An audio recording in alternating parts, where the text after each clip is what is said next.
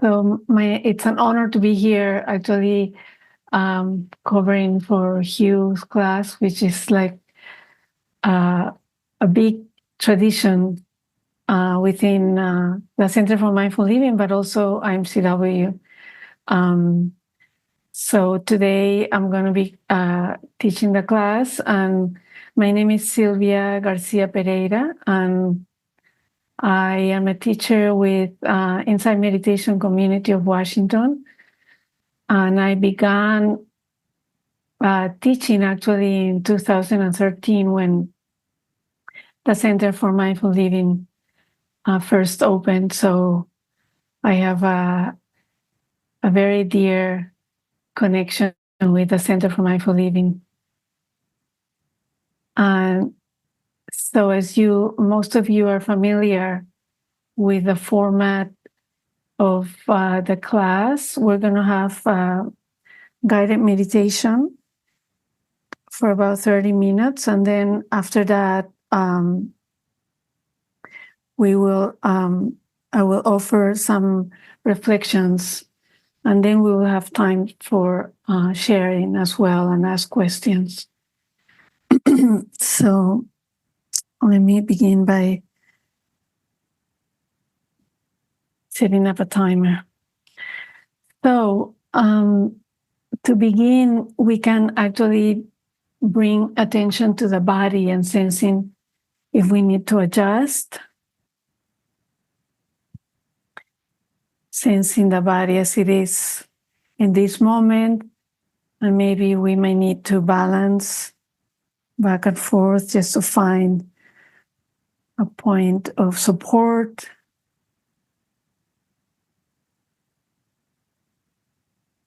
And in your own time, you may close your eyes. And we can begin by taking a couple of deep breaths, inhaling deeply and holding and exhaling.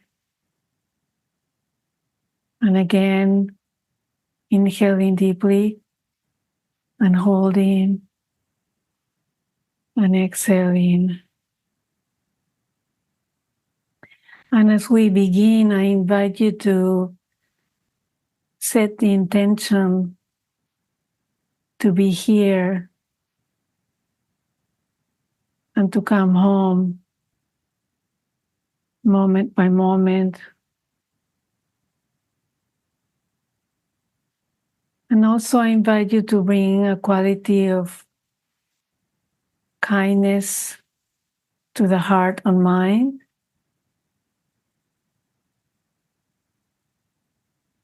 Holding ourselves with kindness as we begin this practice. Wishing us well, maybe mentally whispering to ourselves, may I be at ease. May I be at ease.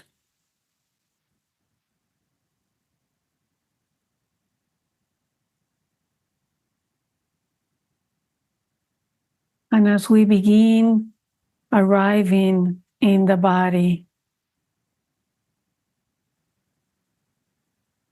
I invite you to ground ourselves by bringing attention to points of contact in the body. The feet touching the ground,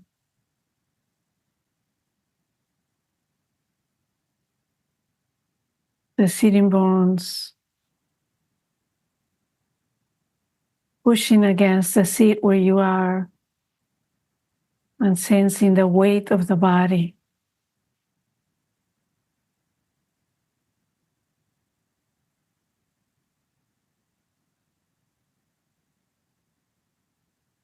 Allowing the body to rest in the seat where you are.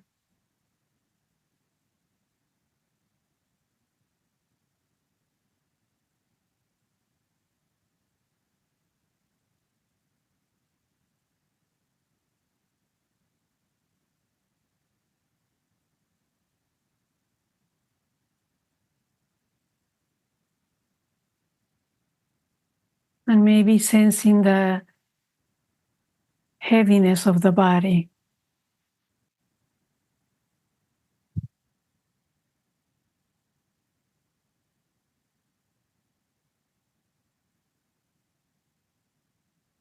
And as we rest the body in the seat where we are,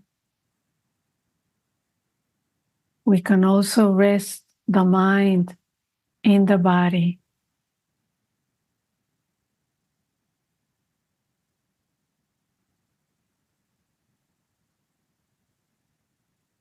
We bring the mind into the body when we are accompanying each breath.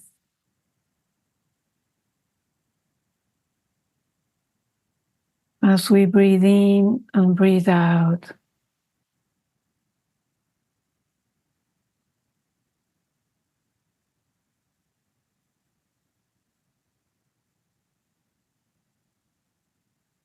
And it is helpful to bring a quality of kindness and curiosity to the way we accompany each breath.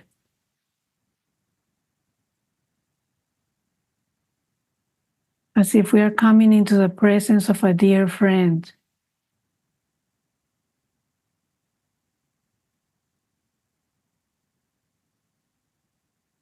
We are not changing the breath. We are just being with our companion.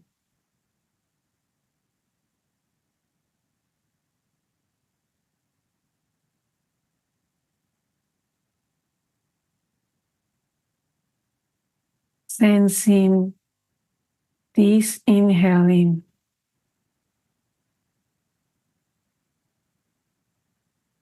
and this exhaling.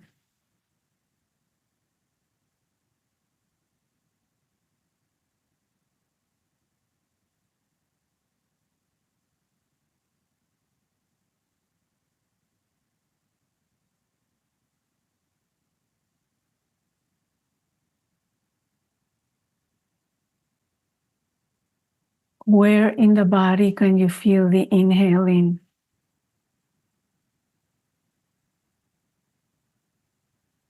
And where can you sense the exhaling?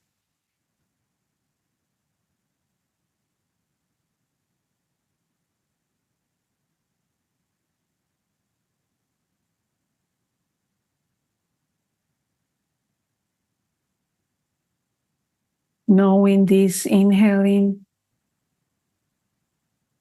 sensing if it's short or long, shallow or deep.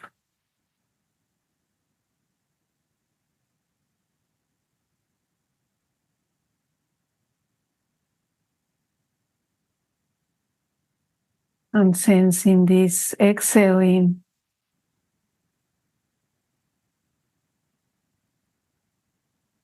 Is it longer or shorter than the inhaling?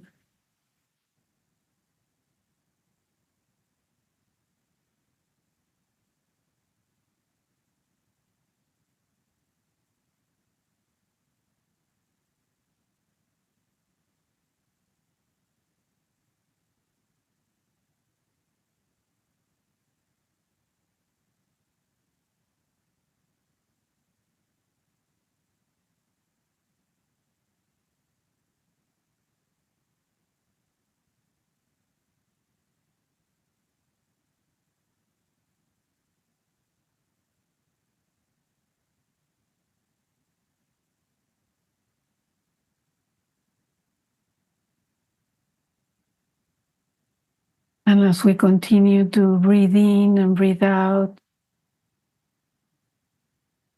we might be aware that the mind took us away.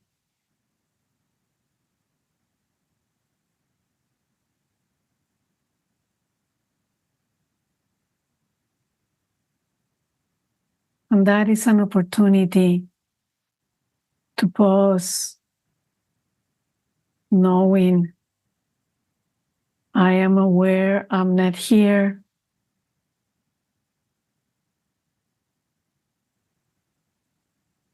And as you come back to the breath,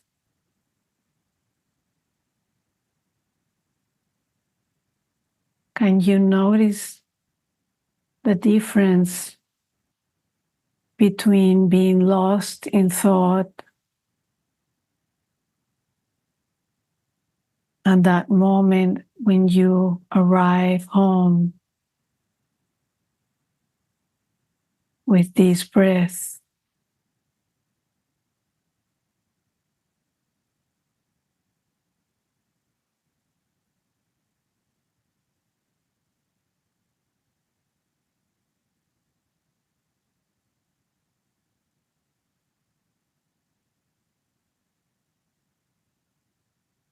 And that is our practice, beginning again.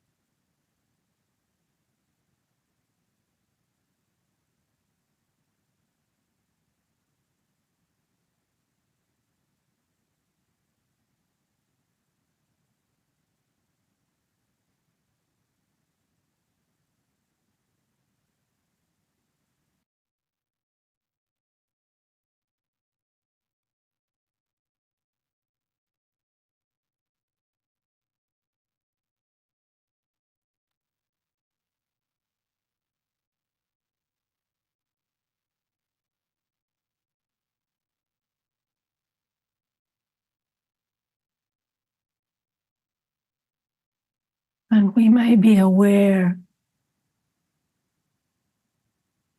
as we breathe in and breathe out of sensations in the body,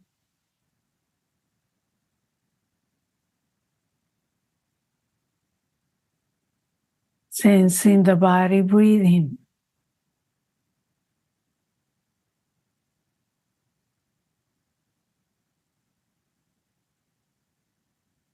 sensing the aliveness of the body.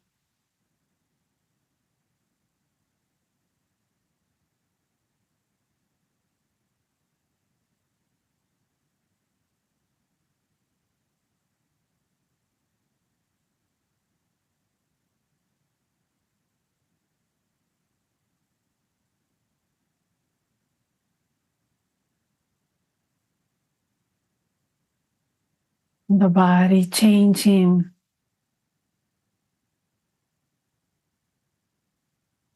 moment by moment,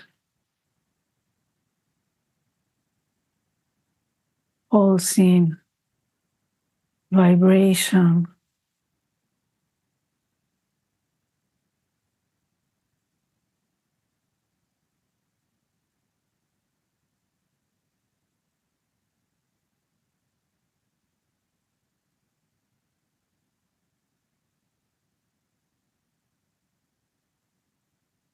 We can also be aware of how the breath is changing.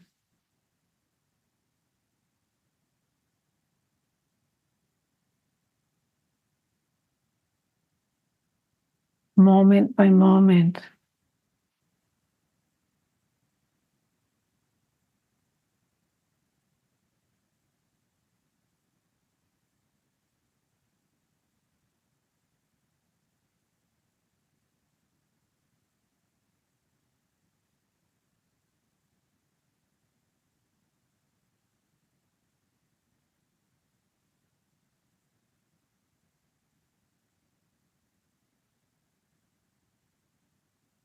And our awareness can include also sound.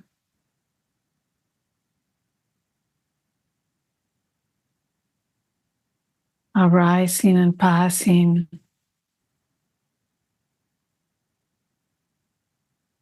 changing.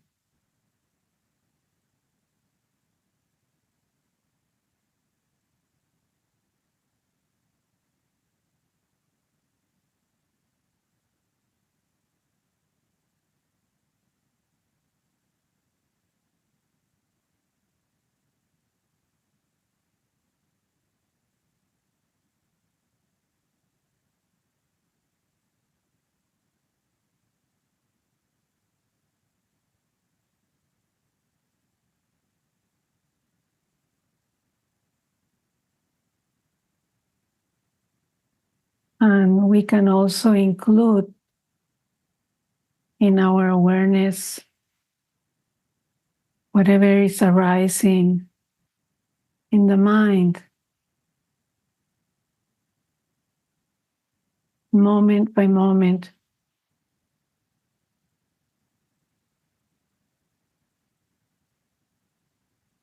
We might be aware of thoughts, emotions,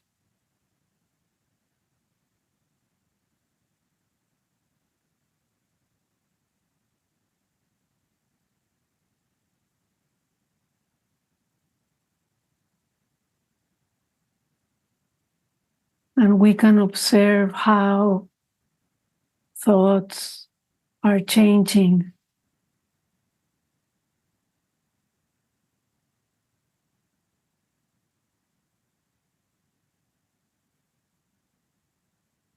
We don't have to go for a ride with each thought.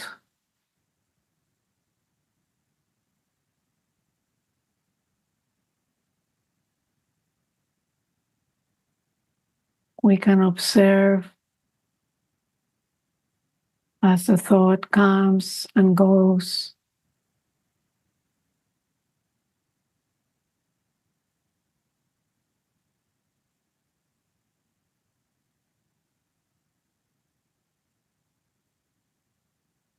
Maybe there is a fixed idea or a thought that keeps coming back.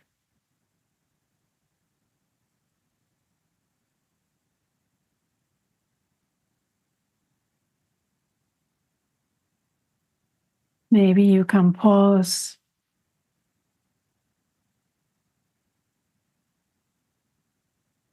knowing that thought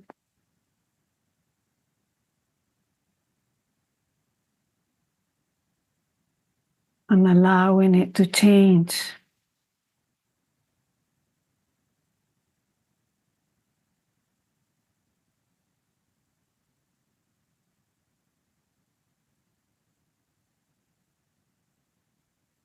Is there any wanting that keeps bringing back that thought?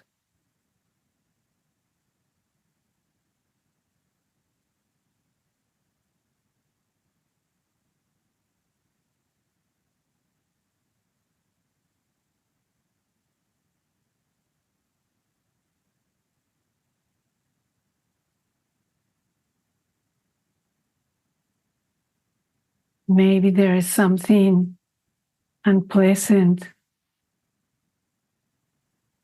that we don't want.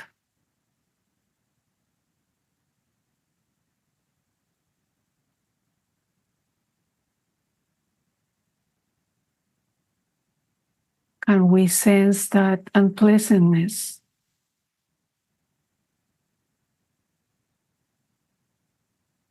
And allow it to change.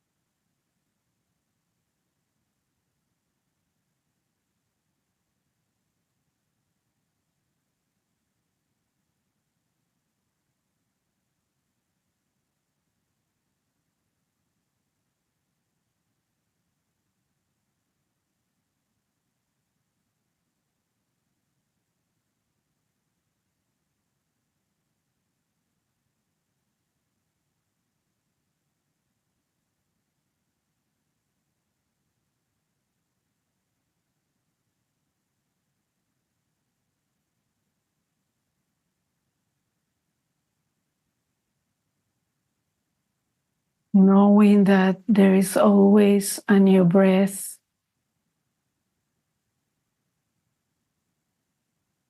and that the body is always here.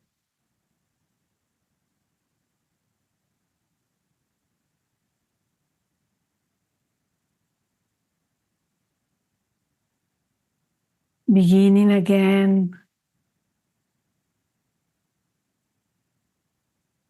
sensing if there is any ease as you arrive home.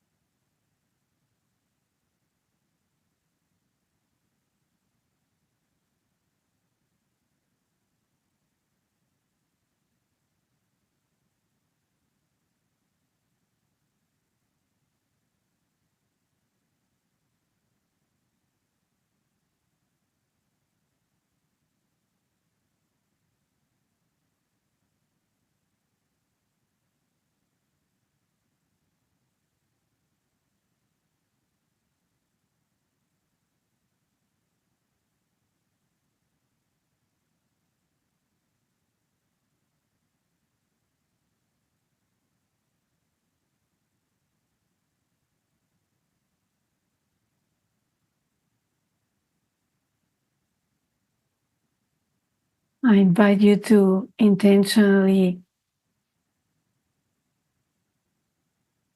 begin to pay attention to what is changing, what is inconstant in this moment.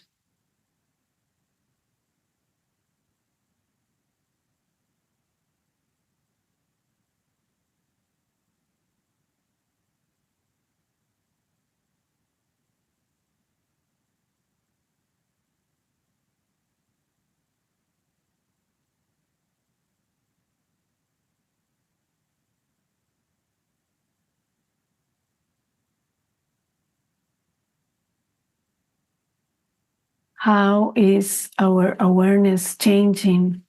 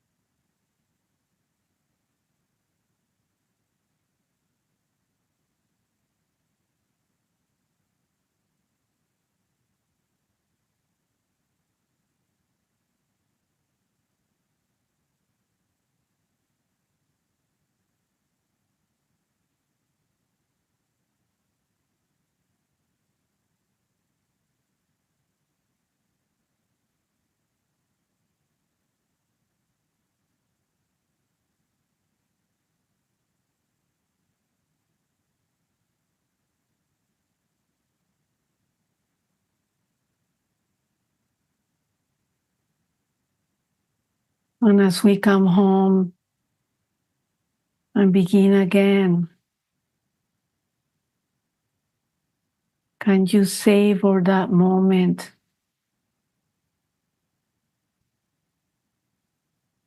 That tiny second when you're able to be present with just one breath.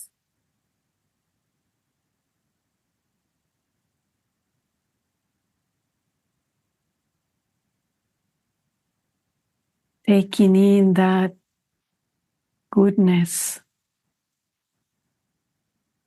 that arises within us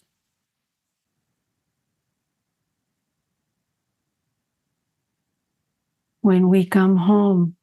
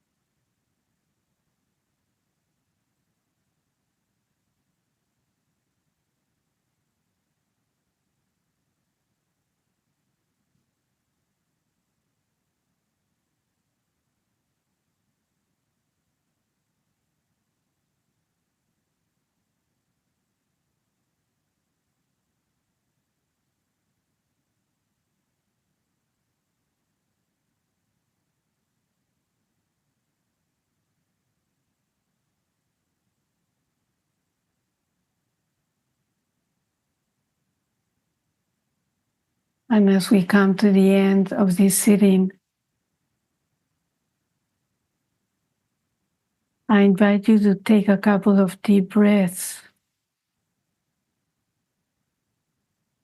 inhaling deeply and holding, exhaling and letting go, arriving here, inhaling deeply,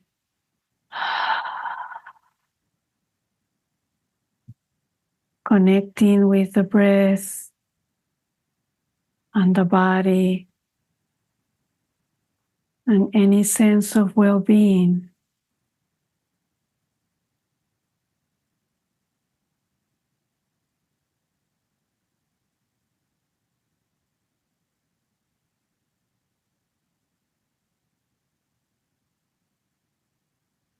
And in closing, I invite you to send well wishes to ourselves and to each other. May we be filled with loving kindness. May we be safe and protected.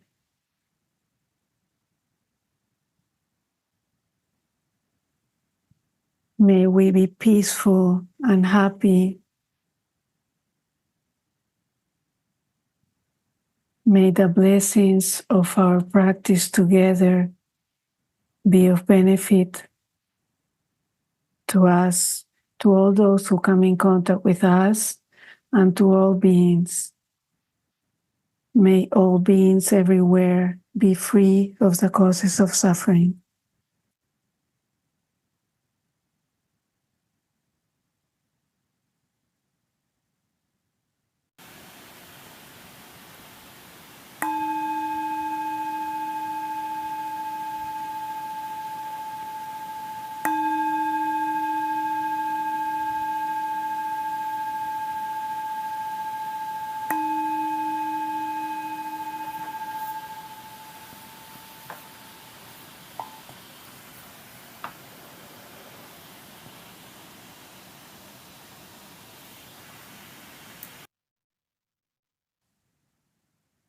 Welcome everyone, and thank you for being here and from practicing together.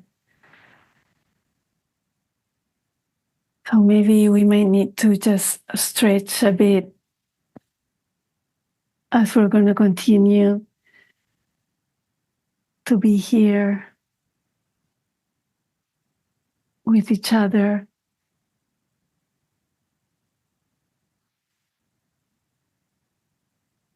So as I mentioned in the beginning, now we're going to have some time to share a few reflections. So today I wanted to bring to you a theme that I've probably shared many times with some of you, which is reflections on one of the core teachings of the Buddha, and that is the truth of anicca, which is the Pali word for impermanence, and to really explore the direct relationship that our insight into impermanence, the direct relationship with that insight with our inner freedom. And as I mentioned, anicca is translated as impermanence, and probably it's like common sense, and we all know that in a very intellectual level that things change and that things end, and that nothing is infinite. So that is something that we all know, and that, if you ask anyone on the street, they will probably know that.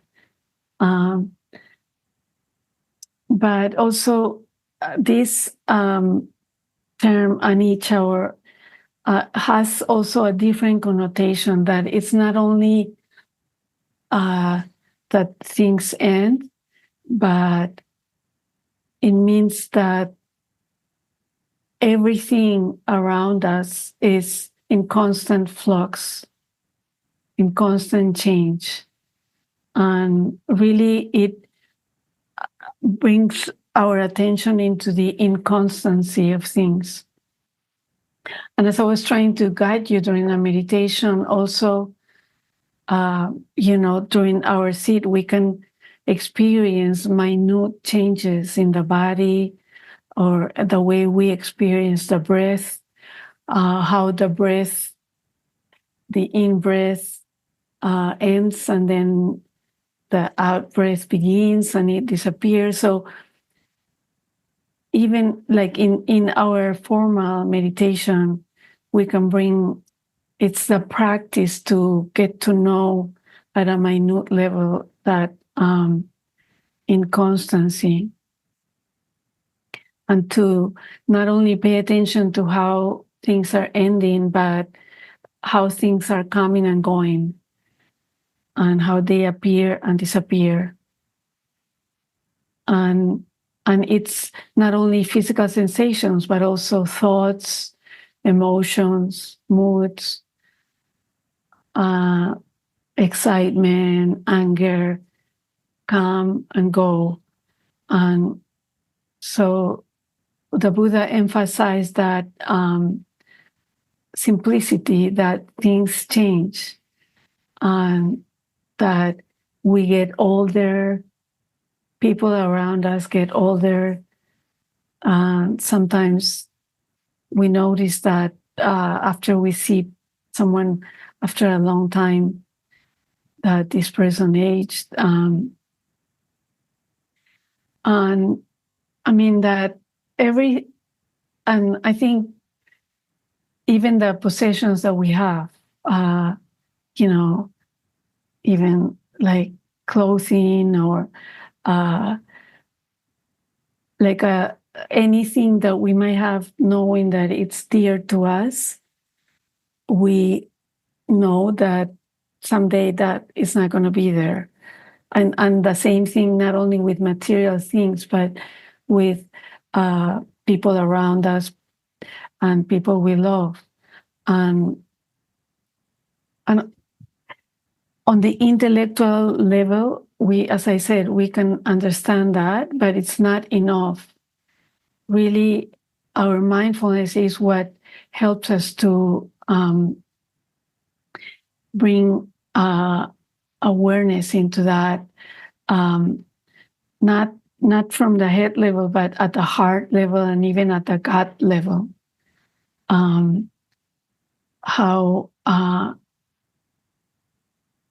it's really that it's a very visceral understanding, really, and through our mindfulness also we can be aware of how we try to make things to be stable, or we try to stop that flow of change, and sometimes we do that by creating fixed ideas, beliefs, and opinions, and really holding on to certain opinions or ideas, because that's a way that we're trying to bring stability to that which is changing. But through our practice, really, we can step back and really see the change, not only in ourselves, but also, I mean, right now it's very obvious, even with climate change, knowing how we get more flooding than before, or how, the in certain areas, snow is melting, or how, for example, here I live in Baltimore, and even in the East Coast in general, there's not that many snowstorms anymore. So just understanding that in the entire universe, everything is in constant flux. So, and understanding and getting to know impermanence is really a key to understanding where our suffering or pain or stress comes from. When we try to hold on to that which is changing, we're really going against nature. And through our practice also, we begin to see how attachment to that which is continuously changing is the source of pain in our lives.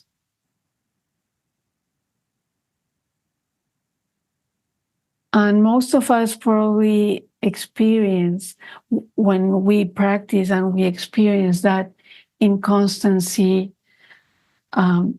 we can experience it as vulnerability. And we can feel that because of uncertainty and being vulnerable, that we suffer. And this teacher, Christina Feldman, actually defines dukkha, which is the core teaching of the Buddha, and the translation for dukkha is unsatisfactoriness or suffering, stress. And she says that the definition of dukkha is the vulnerability of being human. So, and then there's this teacher, Ajasanti, who he actually says that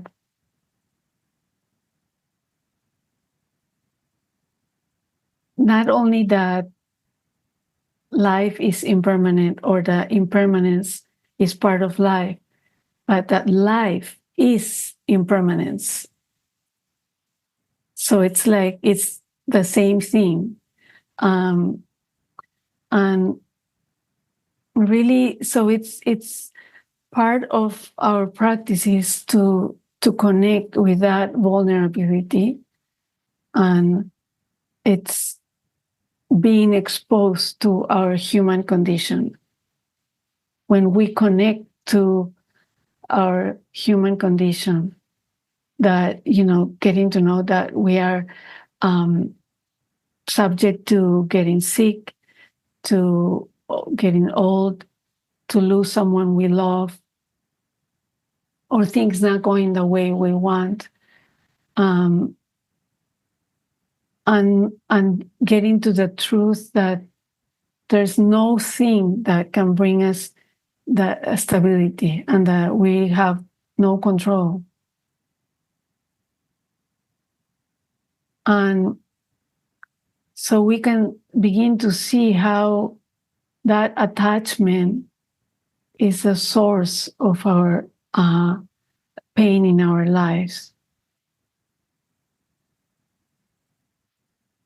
And we can feel that vulnerability not only in our physical body, in the sense that, I mean, if we really think about what it takes for the body to be here now, for this body to be here now, how many systems are working and in balance. It's really a miracle that we are here in this body right now. So, and knowing that, I mean, like recently, my dad had like a mini stroke, and it was like a minute thing, but it changed the way he could enunciate words. And just because of a tiny change. And then it just, the system readjusted and words came again. So it's like we are constantly in this vulnerability, in the sense that we don't know how this body is going to change. But I also sometimes can even feel it, like, for example, in my house, like knowing that there's so many things that have to work properly, like the draining system, the water, the electricity, the AC, and sometimes I actually, because I've been renting for a long time, and now for the past 3 years I own this house, so it's like I feel like I'm vulnerable because anything can happen, anything can go wrong. So it's like, but facing that and knowing that I don't know right now, this is okay, everything is working, but I don't know when it's going to change. And really releasing that instead of being uptight to it is like it comes a sense of freedom. Really, it's like it allows us to release that armor that we try to bring. And I wanted to share. Let me see if I can find it. See here, there is a Calvin and Hobbes comic, where maybe I can share it so you can look at it. Or maybe not, forget it, because then if we're recording, it's going to mess up everything. So in the first frame, they're together, and he's saying, "Wow, it really snowed last night. Isn't it wonderful?"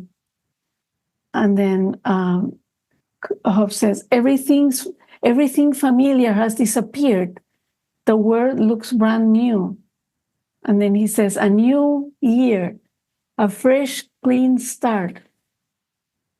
And then he says, it's like having a big white sheet on paper to draw on. A day full of possibilities. So it's also like knowing how, allowing that freedom of knowing that we don't know what's going to come. It also offers us possibilities, opportunities. And sometimes not knowing can be that also. But it is part of our human nature to want to hold on and to have stability. And we even try to hold on to beauty, for example. Like if we see, like a beautiful sunset, I mean, I see that my first instinct is to want to take a picture, to hold on to it. And anything that I see, I feel like I want to hold on to it. And then there's another comic that it says, I mean, and I think it's true, that if people could put rainbows in the zoo, they would do it, just to keep it there so that it doesn't change. So really, our practice helps us to comprehend how impermanence touches all aspects of our lives. It's not just during meditation or, a small thing, but everything is touched by this inconstancy. And so really, the way we can begin to relate to this vulnerability in a different way, that's what can bring us an inner freedom, really, because we relax that clinging or holding on to our ideas. And this Brené Brown, which you probably are familiar with her, I mean, she clearly states that vulnerability is not weakness, but that it is the core of emotions and feelings. And that if we prevent from being vulnerable, we cover ourselves, armor ourselves so that we are not vulnerable, we are close enough to experiencing emotions. And really, she says that vulnerability is the birthplace of every positive emotion that we need in our lives. So when we love, we are vulnerable. The only way we can have empathy or compassion or kindness for another being is because we are vulnerable. We're being with their emotions. And that's why we're able to experience that, because we are vulnerable. We're exposing ourselves to that. And so this, in knowing that everything is changing and that we're vulnerable also connects us to whatever is unexpected in our lives. And this teacher, Lama Sorya Das, he says that the sorrows and losses impermanence creates provides us with the lessons we most need to learn. So really, it's because we soften our resistance to the unexpected of life when we gradually become less defended and we are more open and receptive to our deeper nature.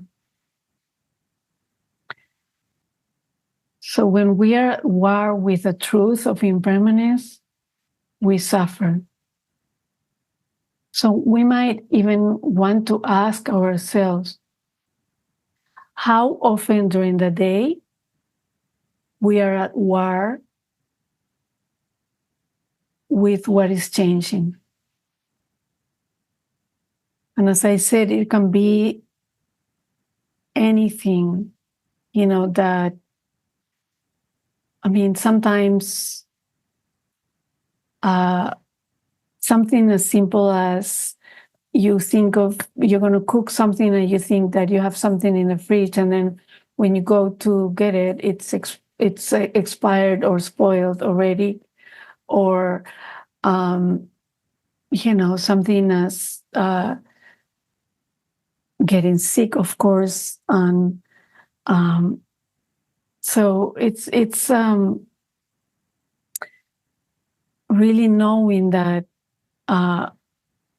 if we don't want to accept that something is changing, we are definitely going to stress ourselves and really be uptight. And so Thich Nhat Hanh actually wrote, because this is not, all of this that I'm sharing, I'm not saying that it's easy and that it's something that can come easy for us. It is a practice. And Thich Nhat Hanh says, we have to nourish our insight into impermanence every day. If we do, we will live more deeply, suffer less, and enjoy life much more. Because really, when we are aware of the fragility of everything and the fragility of our lives, really, that's when we can begin to actually pay more attention to what is more important, what is really, what really matters. Sometimes when we try to control things, it can unfold as, unskillful behavior. For example, like if you're planning for a trip and somebody does something that it wasn't supposed to be, you can be very reactive. And then, and this is all because of fear, of uncertainty. But the more we are aware of that, the more we can open up. And if we're angry with someone and we actually, for me at least, it helps knowing that really bring to the forefront that this person might not be here soon, that this might be the last time I'm with this person.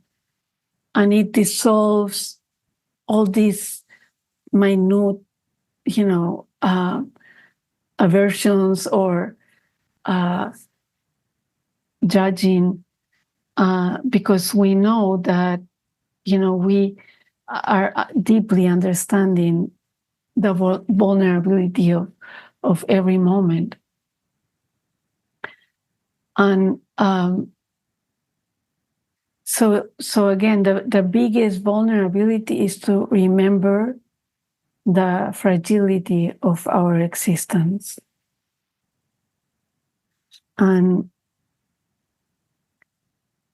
Pema Chodron actually says, she talks about that fragility of our lives saying, since death is certain and the timing of death is uncertain, what is the most important thing?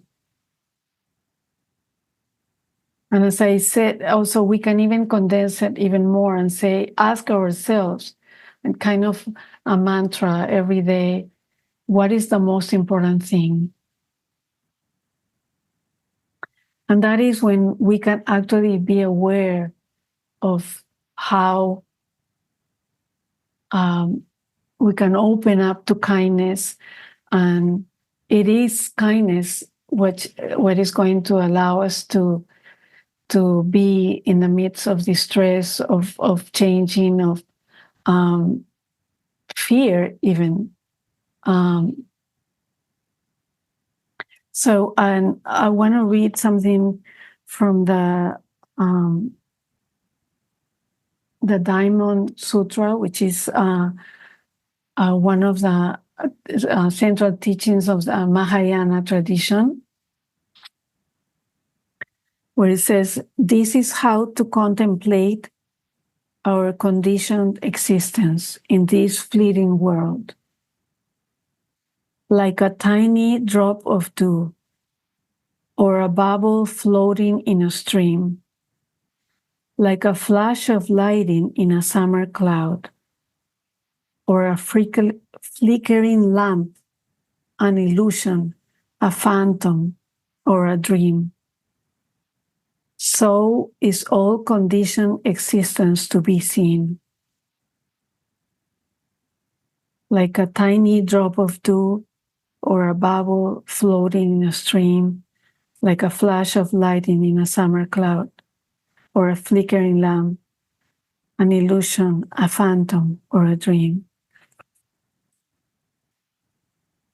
So it's really getting to know at a deeper level that fragility of the present moment, even, and knowing that nothing is permanent, can makes us feel that, as Ajasanti said, that life is impermanence. It's not that, so there is not like it's a separate thing, but to him that's the definition of life. And that also, as I was saying, that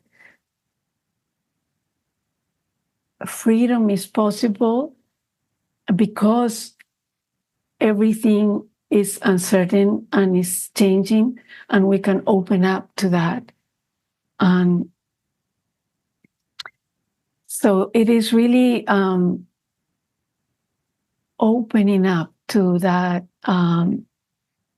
deeply understanding that makes us understand that we are all vulnerable. It's the nature of each of us. And that's also why our hearts can open to each other, because we're all vulnerable. And that's why we can offer kindness as well. And just there is that need to understand that that is what we are, vulnerability.